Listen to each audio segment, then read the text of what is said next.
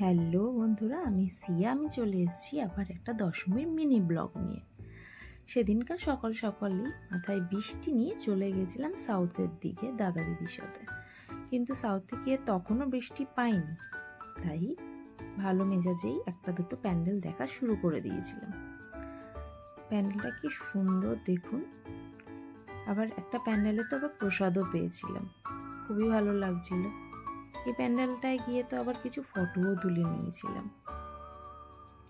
আর প্যান্ডেলটা দেখছিলাম, খুবই ভালো লাগছিল। আপনারাও দেখুন কি সুন্দর করেছে। তারপরে যখন এই প্যান্ডেলটায় আসলাম, বন্ধ হয়ে গেছিল প্যান্ডেলটা সেদিন, কিন্তু প্রচণ্ড বৃষ্টি শুরু হয়ে গেছিল, আর একটাও প্যান্ডেল দেখতে পেলাম না। তারপর মন খারাপ করে আস্তে আস্তে বাড়ির দিকে রওনা হলাম। টাটা বন্ধুরা, একটা লাইক কিন্তু আশা করছি তোমাদের থেকে।